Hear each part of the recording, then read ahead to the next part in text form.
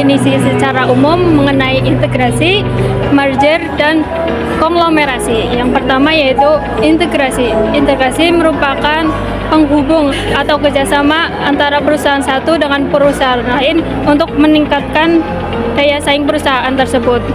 Fokus utama pada integrasi yaitu memperkuat posisi di rantai pasokan atau industri yang sama dan menghubungkan kekuatan dua perusahaan.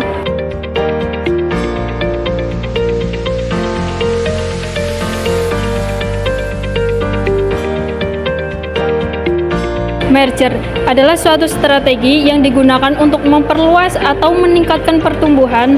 Merger mengacu pada penggabungan dua atau lebih perusahaan, di mana salah satu perusahaan tetap beroperasi sebagai entitas hukum, sementara perusahaan lainnya menghentikan operasinya. Fokus utama pada merger yaitu menggabungkan kekuatan dan perusahaan menjadi satu. Tujuannya adalah menciptakan sinergi di mana nilai gabungan lebih besar dari total nilai masing-masing perusahaan. Yang selanjutnya yaitu konglomerasi. Konglomerasi adalah sebuah model bisnis di mana satu perusahaan induk memiliki beberapa anak perusahaan yang bergerak di berbagai bidang usaha yang berbeda-beda secara terpisah, namun berada di bawah satu kelompok. Fokus utama pada konglomerasi yaitu risiko bisnis. Jika salah satu sektor bisnis mengalami penurunan pendapatan dari sektor lain, dapat menjadi stabilitas keuangan perusahaan secara keseluruhan.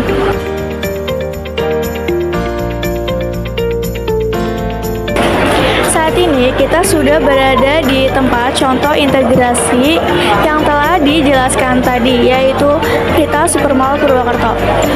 Rita Supermall Purwokerto adalah pusat perbelanjaan modern yang terletak di Kabupaten Banyumas, Jawa Tengah.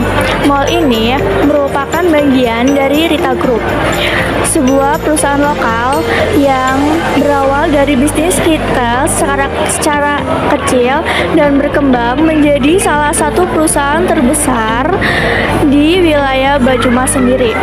Rita Group telah lama dikenal dengan jaringan supermarket dan department store-nya, yaitu Rita Pasaraya yang tersebar di berbagai kota.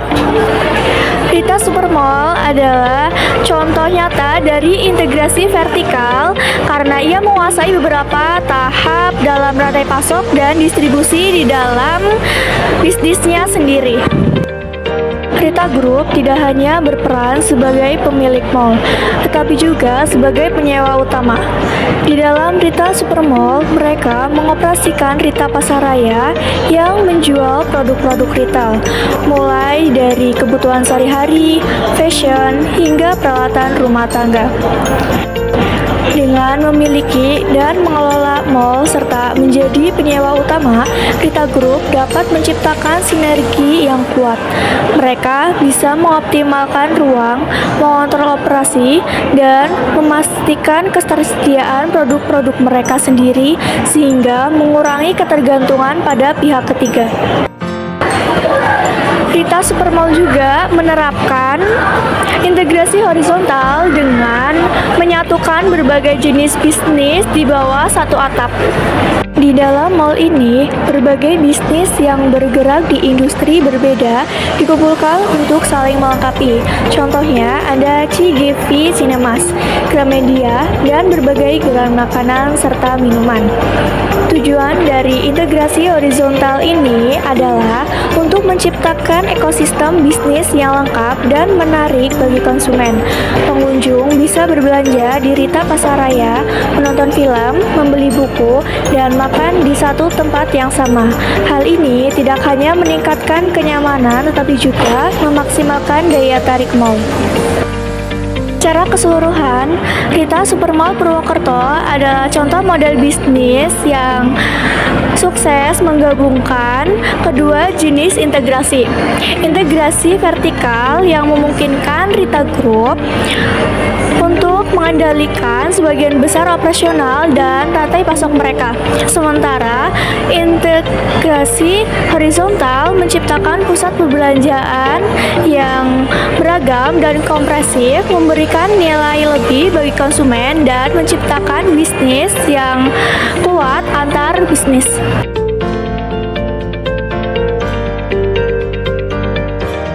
Nah, di belakang saya adalah contoh dari salah satu merger yang dimana BSI Kecamatan Cabang Sudirman yaitu menyediakan lingkungan yang nyaman dan modern bagi nasabahnya. BSI Kecamatan Sudirman juga sebagai pusat layanan perbankan syariah. Retailer melayani semua transaksi keuangan seperti setor dan tarik tunai. Sementara di customer service, nasabah bisa mendapatkan informasi produk, membuka rekening hingga mengajukan pembiayaan. Yang membedakan yaitu seluruh produk di sini berjalan sesuai prinsip syariah, tabungan menggunakan akad wadiah atau mudharabah, dan pembiayaan bebas dari unsur riba. Juga berinovasi melalui layanan digital BSI Mobile yang memungkinkan nasabah bertransaksi, berinvestasi, hingga berbagi melalui ZIFWAF kapan saja dan di mana saja.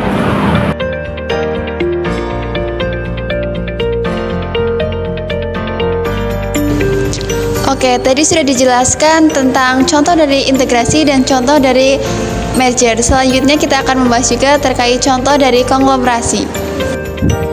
Lipo Group dan Nusantara Group adalah dua contoh dari konglomerasi bisnis besar yang memiliki berbagai lini usaha mulai dari properti, retail, kesehatan, hingga pengelolaan kawasan bisnis. Telah dipublikasi di beberapa surat kabar di Banyumas dan Purwokerto bahwasanya kedua perusahaan ini berencana untuk mengembangkan kawasan pertokoan di Kebon Dalem Purwokerto, Kabupaten Banyumas dengan investasi yang berupa pusat perbelanjaan, kemudian juga ada tempat kuliner dan juga pengelolaan sampah produktif.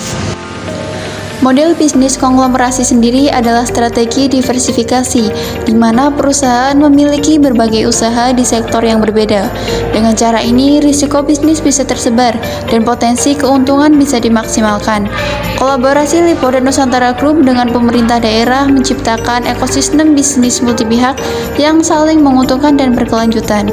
Dengan adanya investasi besar dari dua konglomerasi ini, Banyumas bukan hanya mendapatkan pembangunan infrastruktur yang modern dan lapangan kerja baru, tetapi juga meningkatkan daya tarik ekonomi daerah sebagai pusat bisnis baru. Bisa disimpulkan bahwa investasi dan pengembangan oleh Lipo Group dan Nusantara Group adalah contoh dari konglomerasi yang ada di Banyumas. Dalam praktik, karena melibatkan diversifikasi bisnis, pengelolaan aset dalam banyak sektor, kerjasama multi pihak, serta dorongan pembangunan ekonomi wilayah secara terintegrasi dan skala besar.